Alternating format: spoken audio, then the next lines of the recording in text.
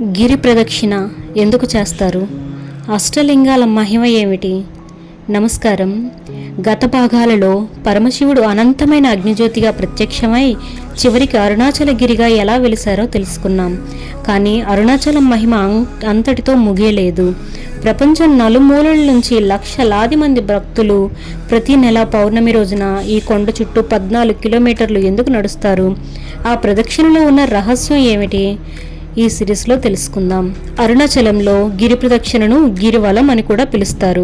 ఇది కేవలం నడక కాదు, ఇది ప్రతి అడుగులో శివనామ స్మరణ.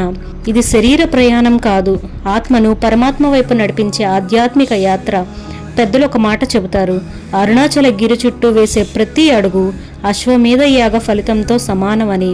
అందుకే లక్షలాది మంది భక్తులు చెప్పులు లేకుండా ఓం నమః శివాయ జపిస్తూ గిరి ప్రదక్షిణ చేస్తారు. అసలు గిరి ప్రదక్షిణ ఎలా చేయాలి? పురాతన ఆచారం ప్రకారం ప్రదక్షిణ ప్రారంభించే ముందు అరుణాచలేశ్వర స్వామిని దర్శించుకొని నమస్కరించాలి. సాధ్యమైనంత వరకు చెప్పులు లేకుండా నడవటానికి ప్రయత్నించాలి. కోపం, వాగ్వాదం, అనవసరమైన వాటలు లేకుండా శివనామస్మరాన్ని స్మరిస్తూ ప్రయాణించాలి. దారిలో ఎక్కడా చెత్త వేయకూడదు. ప్రతి భక్తుడిని గౌరవంగా చూడాలి. ఎందుకంటే ఆ మార్గంలో నడిచే ప్రతి భక్తుడు మనలాంటి ఒక శివభక్తుడే. అష్టలింగాల మహిమ ఏమిటో తెలుసుకుందామా? గిరి ప్రదక్షిణ మార్గంలో 8 దిక్కులకు ప్రతీకగా 8 లింగాలు ఉన్నాయి. వాటినే అష్టలింగాలు అంటారు. మొదటిది ఇంద్రలింగం. దేవేంద్రుడు ప్రతిష్ఠించిన ఈ లింగాన్ని దర్శిస్తే ఐశ్వర్యం, గౌరవం కలుగుతాయని భక్తుల విశ్వాసం. రెండవది అగ్నిలింగం. ఇది అరుణాచలం అగ్నితత్వానికి ప్రతీక. ఈ లింగాన్ని దర్శిస్తే మనలోని అజ్ఞానం దహించబడుతుందని చెబుతారు. యమలింగం. యమధర్మరాజు ప్రతిష్ఠించిన ఈ లింగాన్ని దర్శిస్తే భయం తగ్గి ధైర్యం పెరుగుతుందని విశ్వాసం. నైరుతి లింగం. జీవితంలో ఉన్న అడ్డంకులు, దుష్ట ప్రభావాలు తొలగాలని భక్తులు ఇక్కడ ప్రార్థిస్తారు. వరుణలింగం. వర్షం, నీరు, జీవన సమృద్ధికి ప్రతీక. మనసుకు ప్రశాంతతను కలుగజేస్తుందని చెబుతారు. వాయులింగం.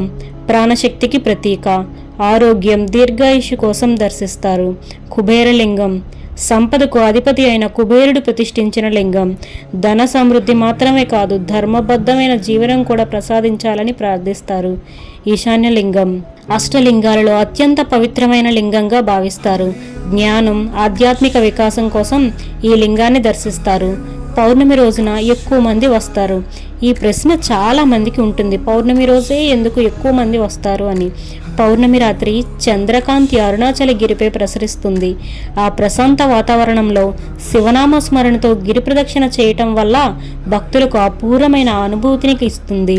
అందుకే ఈ రోజున లక్షలాది మంది భక్తులు అరుణాచలానికి చేరుకుంటారు. ఒక చిన్న సంఘటన. ఒక వృద్ధ భక్తుడిని ఎవరో అడిగారు, తాతయ్య, ఈ వయసులో కూడా 14 కిలోమీటర్లు ఎందుకు నడుస్తున్నారు? ఆ వృద్ధుడు చిరునవ్వుతో ఇలా అంటాడు, నేను నడవటం లేదు బాబు, నా చెయ్యి పట్టుకొని అరుణాచలేశ్వరుడు నడిపిస్తున్నాడు అని. అదే భక్తి, అదే అరుణాచలం మహిమ.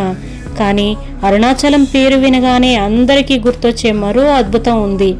సంవత్సరానికి ఒక్కసారి వెలిగే ఆ మహాజ్యోతి, లక్షలాది మంది భక్తులను కన్నీటి పెట్టించే ఆ దివ్య క్షణం, కార్తీక మహాదీపం. ఆ దీపం వెనుక ఉన్న పురాణం ఏమిటి? ఎందుకు ఆ జ్యోతిని చూసేందుకు ప్రపంచం నలుమూలల నుంచి భక్తులు వస్తారు? అలాగే అరుణాచలంతో విడదీయరాని బంధం ఉన్న రమణ మహర్షి ఎవరు? ఈ విశేషాలన్నింటినీ తెలుసుకుందాం. ఓం అరుణాచలేశ్వరాయ నమః. ఓం నమః శివాయ.